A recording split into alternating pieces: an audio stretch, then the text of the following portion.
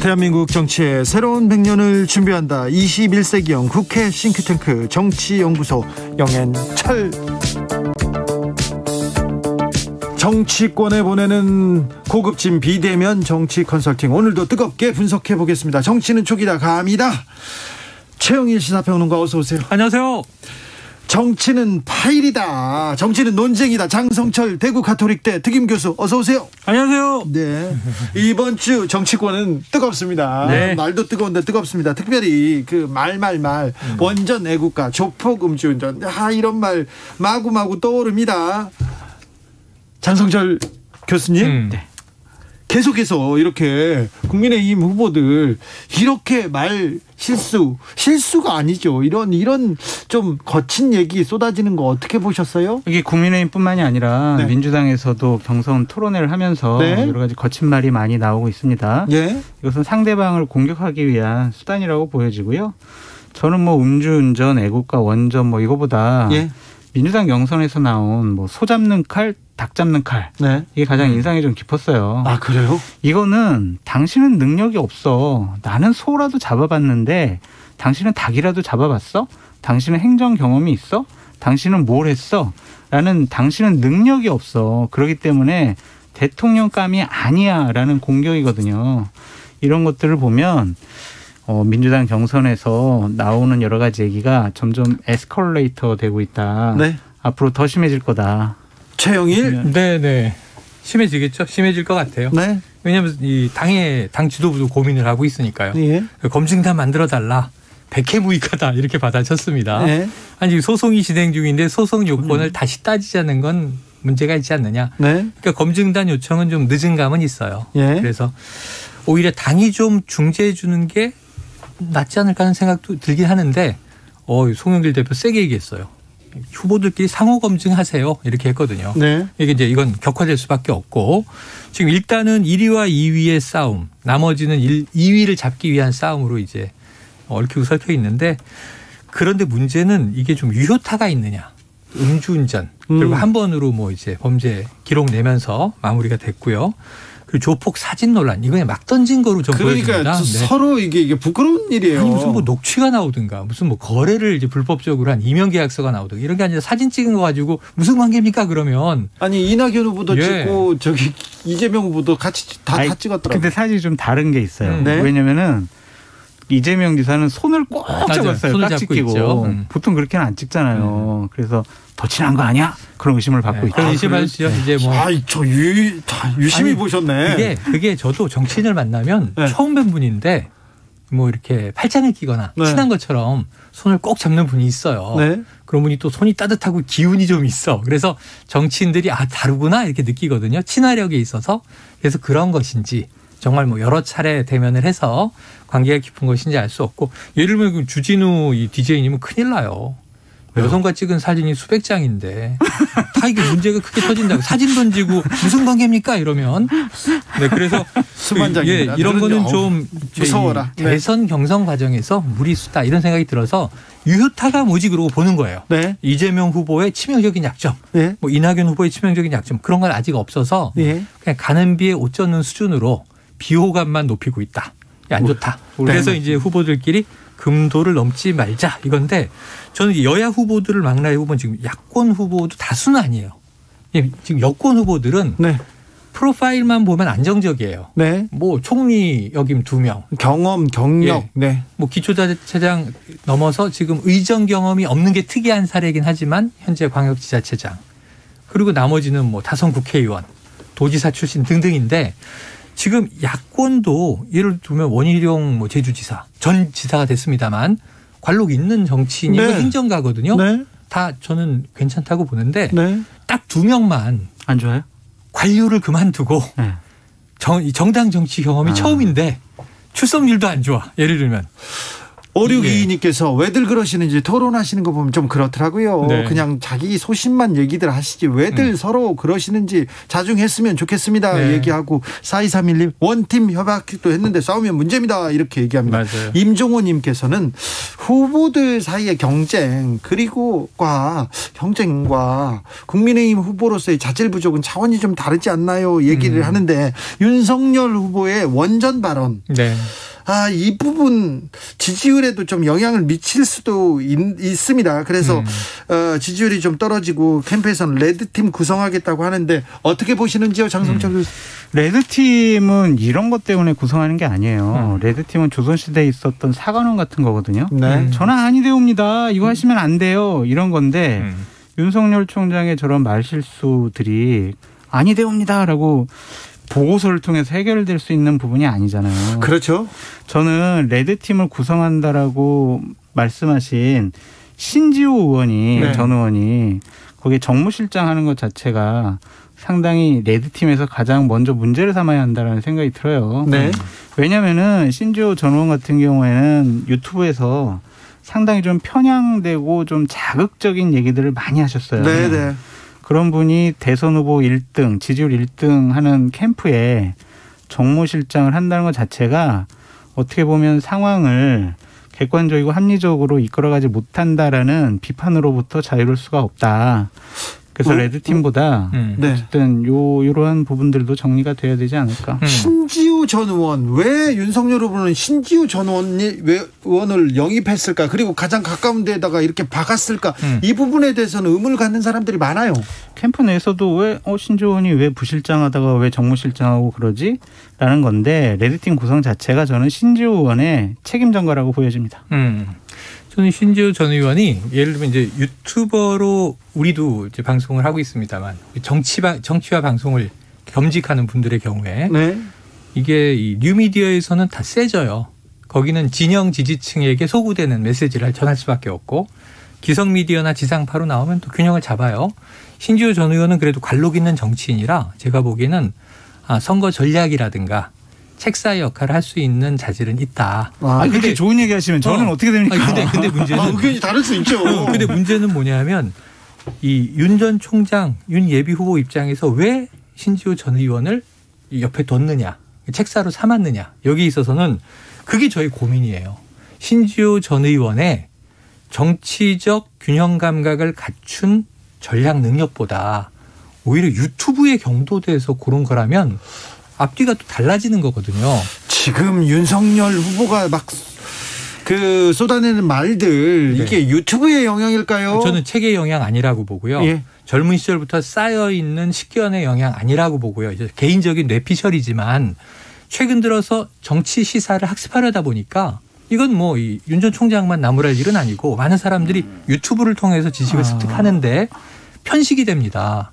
근데 여기서 잘못된 팩트가 특정 유튜버를 통해서 전달이 됐는데 그걸 하나만 듣고 믿어버리면 후쿠시마에서 폭발 없었잖아. 방사능 유출 안 됐잖아. 네. 이거는 정말 뭐 일본 총리가 할 얘기를 대신했느냐 뭐 이런 비판도 있지만 일본에서도 총리가 이 얘기 못해요. 네. 총리가 어떻게 방사능이 유출 안 됐다고 얘기해요. 아니 그 얘기 못합니다. 극우 유튜버 얘기일 수 있거든요. 걱정이에요. 그래도 극우 유튜버 얘기만 듣고 그렇게 본인 얘기를 하셨다고 보기는 어렵고요.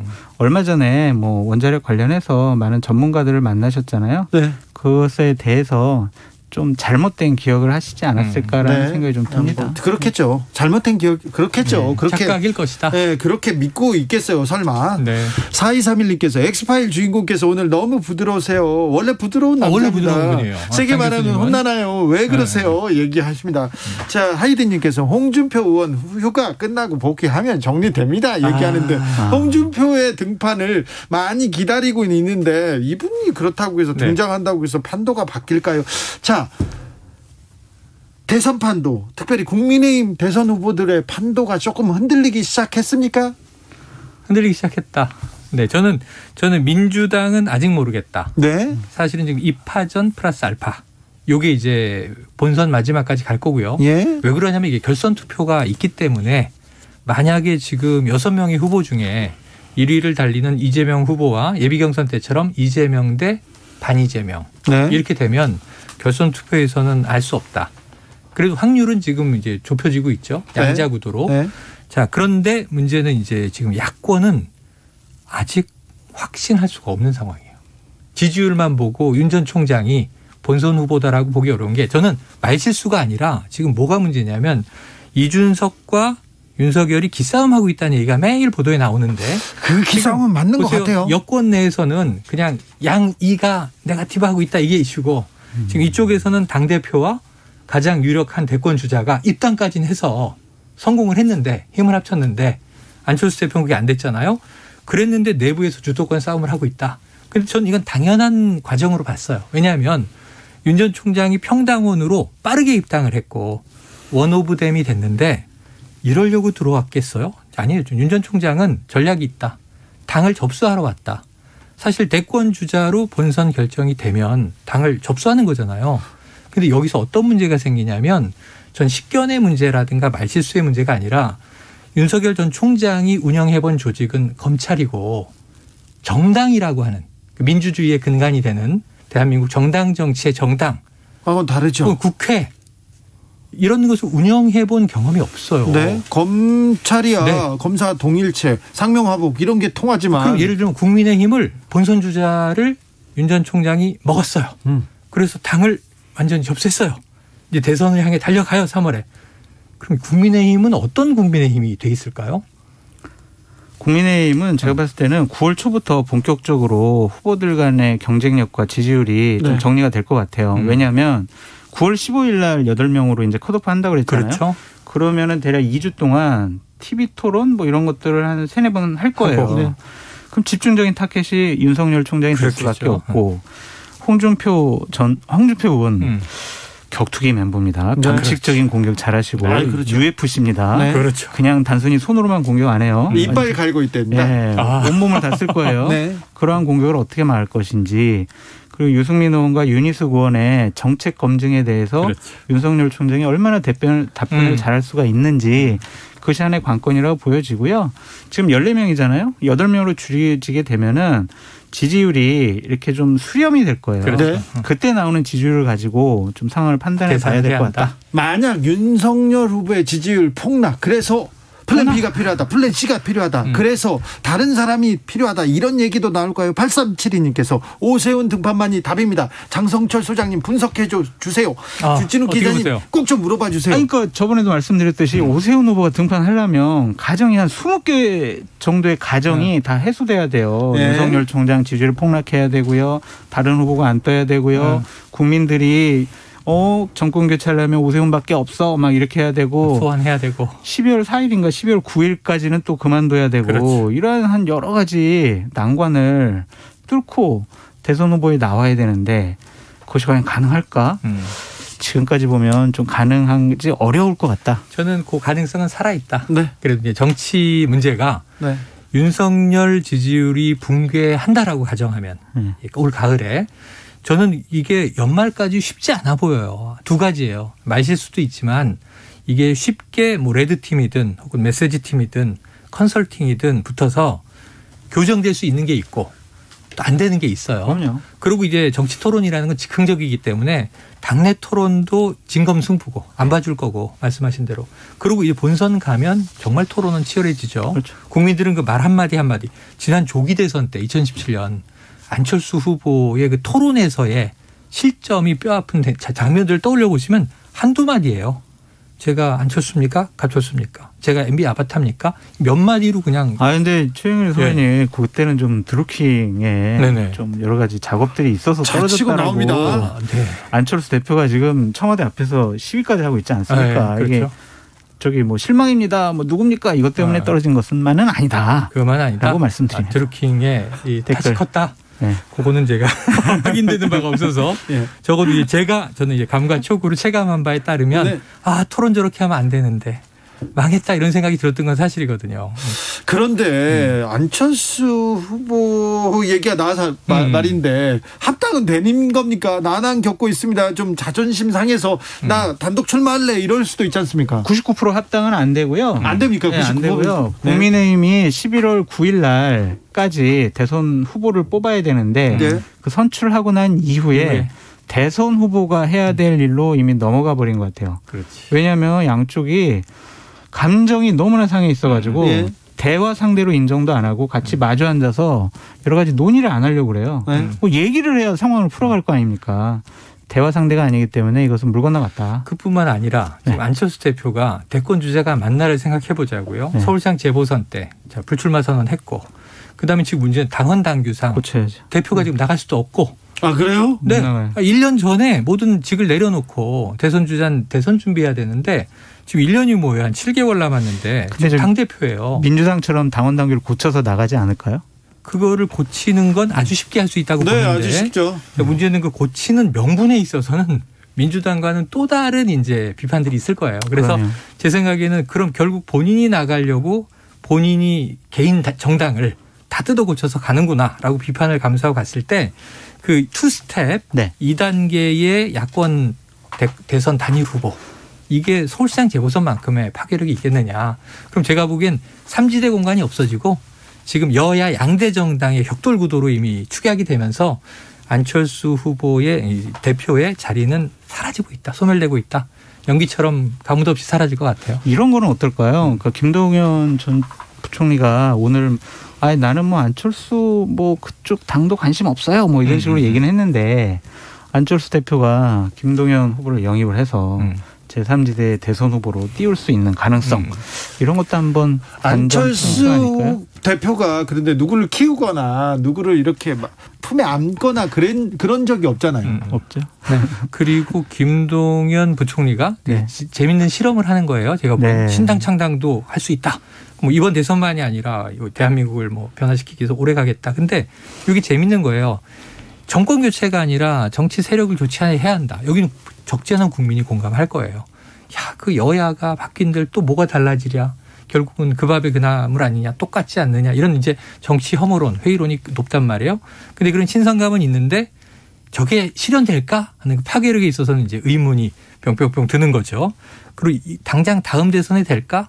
모르겠습니다. 김동연 경제부총리의 길을 이제 가시는 걸 볼 텐데 안철수 대표의 국민의당과 결합을 하면 오히려 그 순수성이 좀 빠르게 좀 이제 오히려 오염될 것 같아요. 그래서 그런 것들에 대해서는 김동연 경제부총리나 뭐 안철수 대표는 별 관심은 서로 없을 것 같아요. 최재형 후보의 행보는 어떻게 보시는지요? 네. 먼저 말씀해주세요. 애국가 재창은 아주 내래 좀 강한 인상을 줍니다. 제가 지금 왠지 중학교 때 교복을 입고 있는 느낌이 들어요.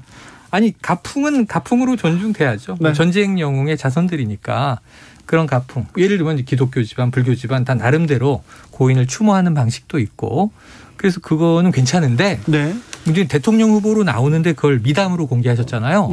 그럼 국민들이 받는 느낌은 뭐 다 집안마다 저래야 된다는 거야? 이렇게 생각을 하면 큰일이죠. 우리 집은 이래요. 다 집안마다 달라요. 이 가족 모임 때 명절 때 국민일에 안 하셔도 돼요. 안 하는 게 보통 정상이지 않습니까? 그런데 그걸 왜 보여줬을까요? 메시지는 의미가 있는데 국민들이 그걸 보고 잘한다고 박수 쳐줄 거라고 기대하신 것 같은데 저는 깜짝 놀란 게 보수층의 대부분도 저게 뭐야. 그러니까 물론 이제 언론에는 찐 애국이냐 뭐 국가주의냐 이렇게 이제 대립적인 의견으로 찬반이 나오긴 하더라고요.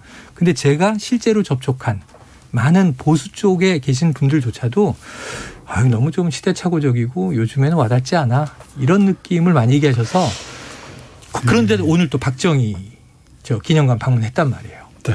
그러니까 행보가 지금 70년대예요. 행보가 너무 70년대 아닙니까? 그러니까 그거는 이제 국민의힘 지지층을 견인해 내기 위한 거다라는 생각이 드는데. 그렇죠. 박근혜 사면 얘기 계속 하시는 걸 보면 그런 내용이. 그러니까 저는 애국가 사조를 다 부르기 때문에 당신은 뭐 국가주의야, 전체주의야, 보수 색채가 강해 이렇게 얘기하는 거는 좀 무리가 있다고 보여지는데. 무리가 있으나 장성철 교수님 집에서 이렇게 애국가 사절을 그렇게 부르고 안 불러요. 명절 때 그러시지 않습니까? 아니 근데 설날은요? 이제 이번 주 올림픽 땄는데 태극기 올라가고 애국가 부르면 가슴이 뭉클해지고 그렇죠. 저도 그래요. 그때 애국기와 태극가를 쓰는 거야. 그런 건데 저는 최재형 원장 후보님의 문제는 좀 철학적인 부분, 시대정신 부분에 있어서 좀 잘못 생각하시는 부분들이 많이 있지 않을까라는 건데 단적인 것이 헌법 가치를 잘 지킨 대통령은 이승만 대통령이다라는 말씀하셨어요. 그러니까요. 근데 4.19를 불러일으켰고 4.45 입해가지고 네. 뭐 정권을 연정하려고 했었고 그런 분이 과연 헌법 가치를 지켰던 분인가? 저는 이승만 대통령 존경하고 국부로서 뭐 6.25 때 나라를 누란의 위기에서 극복하신 훌륭한 대통령이라고 생각을 하지만 비유는 좀 잘못된 것 같아요. 이런 그렇죠. 인식. 이게 문제다. 그러니까 공과 과가 있죠. 모든 대통령이 공과 과가 있어요. 공이 더 큰 인물도 있고 과가 더 큰 인물도 있고 시대마다 또 다르게 평가되기도 하는데 그 문제는 이게 명확한 역사적 팩트는 아까 말씀하신 대로 장기 집권을 했고 자유당 정권이 부패했다. 이건 명확하고 심지어는 민주주의의 근간인 선거를 이 권력이 개입해서 훼손했다. 공권력까지. 그때는 또 뭐 매표 행위도 많았다고 하죠. 네, 그다음에 이제 이기붕 일가에 이제 여러 가지 폐해들이 있었잖아요. 비극으로 끝났고 그리고 결국은 어떻게 됐냐면 미완의 혁명 4.19가 터졌고 하야했단 말이에요.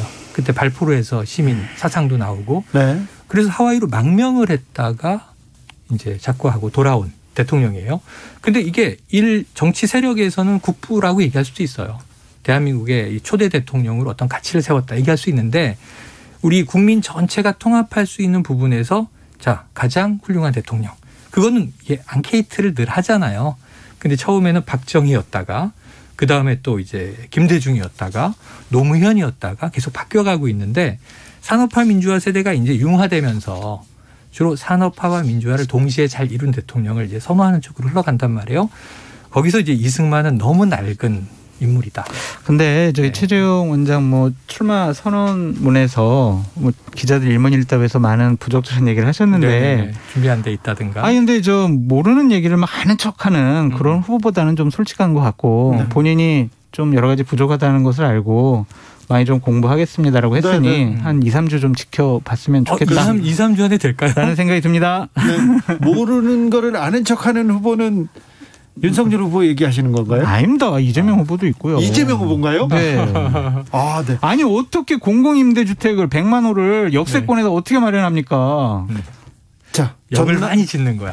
전남 영암군에 호우경보가 발표됐습니다. 이 지역 계신 분들 침수 지역이나 물에 잠긴 도로 유의해서 지나시기 바랍니다. 침수 지역 주변에다 차 세워놓으면 큰일 납니다. 전남 영암군 호우경보 발표됐습니다.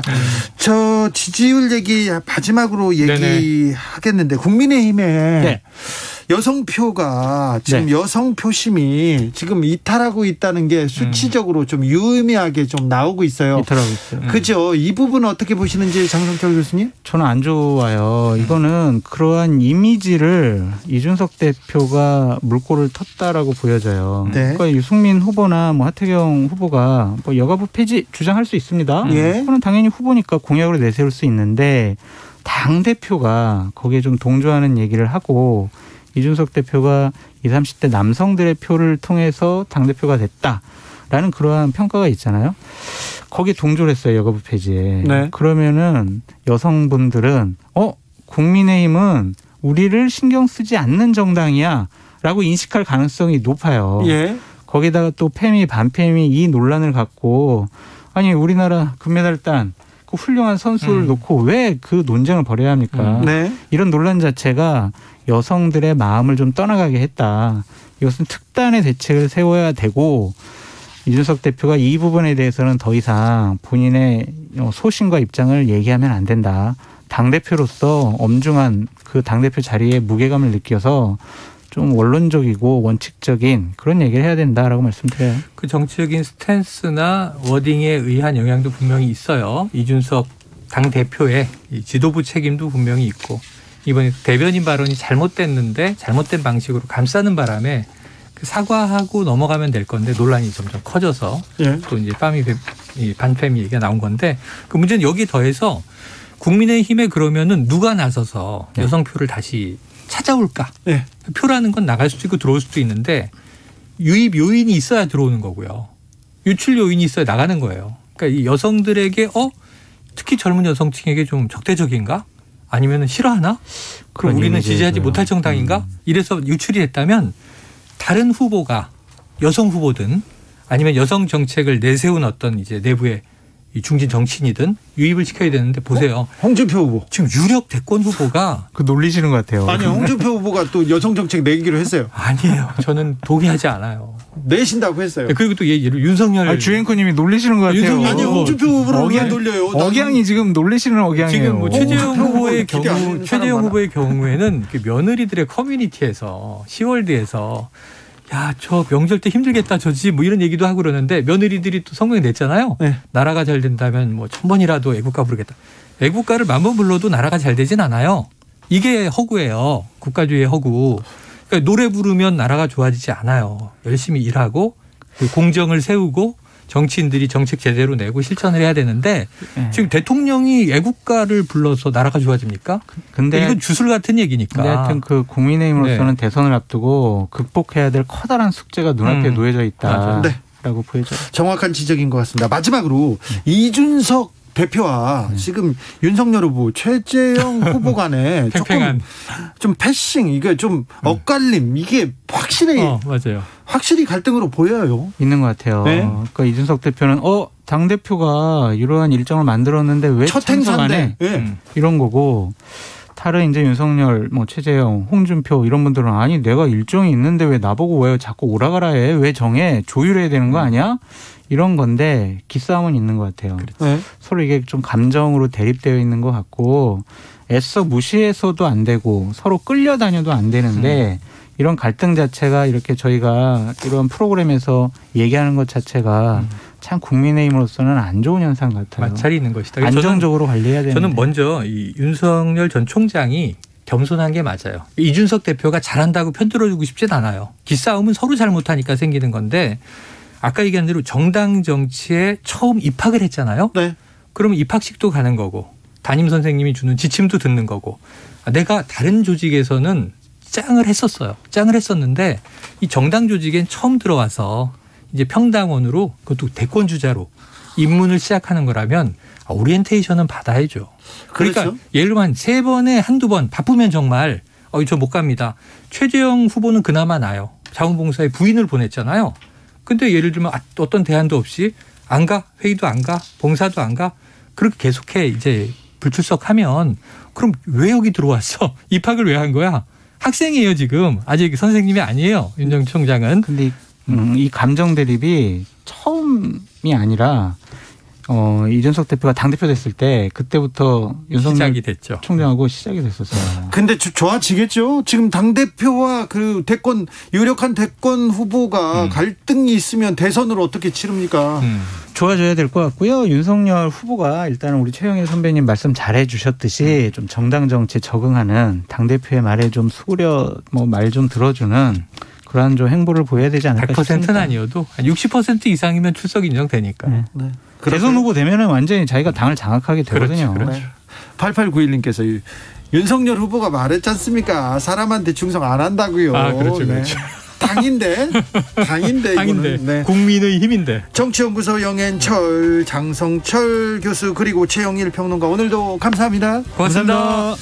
저는 잠시 숨 좀 돌렸다가 6시에 2부에